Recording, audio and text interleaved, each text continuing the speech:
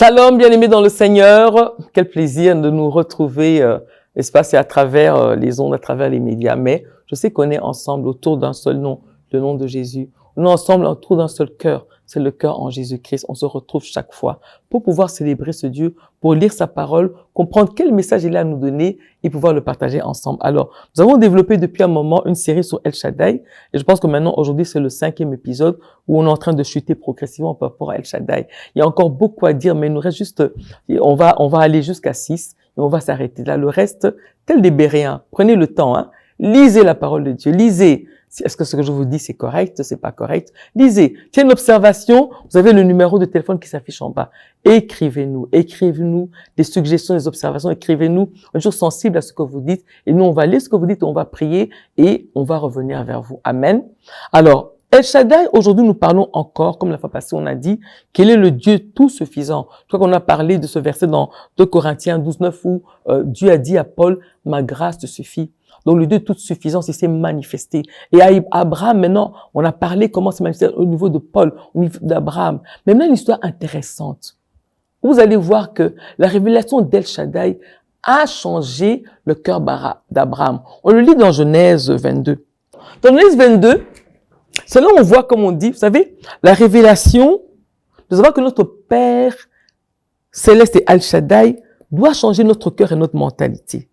Ça doit augmenter notre foi. Ici, Genèse 22, l'épreuve d'Abraham, n'est-ce pas? On a lu dans Genèse 17, Dieu a changé son nom pour dire Père d'une multitude de nations.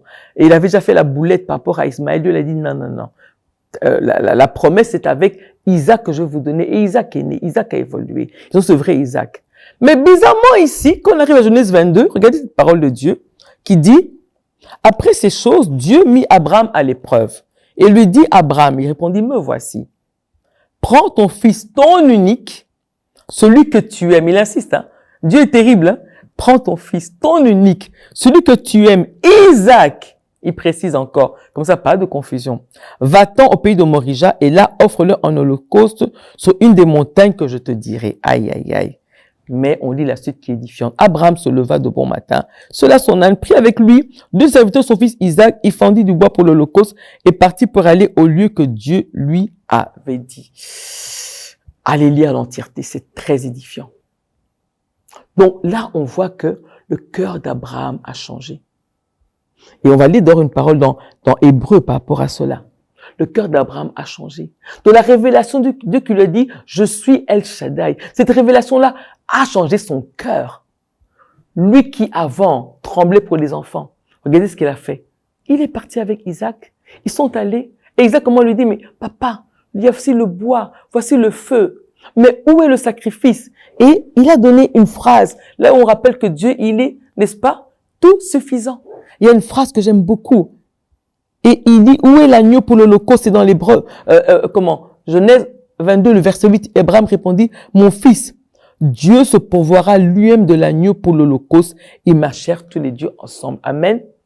Dieu se pourvoit lui-même. Le Dieu de toute suffisance. On l'a dit, bien aimé. Moi, quand je vous le dis, je me le dis aussi à moi-même parce que des fois aussi, on en fait des boulettes, hein. Des fois, on ne dit pas qu'on est parfait du matin au soir. Ah non. Des fois, on défaille quand il y a un problème. On se pose des questions. On fait ce qu'on dit de ne pas faire. Vite, vite, on appelle quelqu'un. Prie pour moi, ça ne va pas. Au lieu de s'agenouiller, te dis, Seigneur, tu es mon Dieu, tu me dis quoi dans ce problème? Ça nous arrive à tous, vous en faites pas. On n'y a aucun surhomme qui est là. Mais on est tous des gens qui cherchons la face de Dieu chaque jour.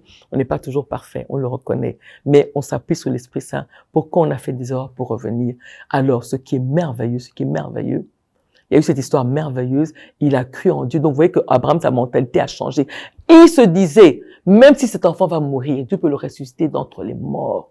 Il a cru en cela. Et Dieu, au moment où il voulait prendre son fils, l'égorger, Dieu lui a dit encore une deuxième fois, ne touche pas. Maintenant, on va lire ce verset. Maintenant, je sais que tu m'aimes. Voilà. Dans le verset 12, il est dit ceci. Au moment où Abraham a tenu son fils, l'ange lui dit, n'avance pas ta main à l'enfant, ne lui fais rien, car je sais maintenant que tu crains Dieu et que tu ne m'as pas refusé ton fils, ton unique. Amen. Voilà. La fidélité de Dieu. Et Dieu lui a fait lever les yeux, il a vu un bélier qu'il a offert. Et après, Dieu a encore parlé. Dans le verset 17, je te bénirai, je te multiplierai Je multiplierai ta semence comme les étoiles du ciel. Avant, il a dit que j'allais te donner des nations. Mais là, il lui dit maintenant une phrase plus que les nations. Avant, il a dit j'allais te donner des nations, n'est-ce pas? Mais là, il lui dit, je multiplierai ta postérité comme les étoiles du ciel et comme le sable qui est sur le bord de la mer. Et ta postérité possédera la porte de ses ennemis. Amen. Et il dit encore, toutes les nations de la terre seront bénies en ta postérité parce que tu as obéi à ma voix. Waouh! Regardez la promesse que Dieu lui a faite. Dieu, c'est un Dieu fidèle. Que Dieu lui a donné la promesse. Et jusqu'aujourd'hui, la promesse de Dieu, elle est là. Qu'en est-il de notre vie? Vous irez lire à la maison Hébreux 17, Hébreux 11 plutôt de 17 à 19. Là, on dit que Abraham, il croyait que même d'un corps mort, Dieu peut ressusciter son fils. Voilà la foi d'Abraham. C'est parce qu'il a reçu la révélation d'El Shaddai, le Dieu tout suffisant. Est-ce qu'on a saisi cette révélation-là? À la fois parce qu'on a prié. Là, je dis, je ne veux pas prier. Que chacun prie là où il est. Est-ce qu'on a saisi cette révélation-là? El Shaddai. Regardez la promesse qu'a eu Abraham. Moi, je voudrais avoir cette promesse-là. Moi, aujourd'hui, je l'ai en Jésus. Je n'ai même pas cherché à gauche, à droite, je l'ai en Jésus. Car Dieu nous a tout donné en Jésus-Christ, bien-aimé. Le Dieu toute suffisance. Est-ce qu'on croit en lui? Si on n'a pas cru, prions. Chacun de nous puisse prier à la fin de l'émission. Pour croire en ce Dieu tout suffisant et lui faire confiance. Soyez bénis. À la prochaine au nom de Jésus. Amen.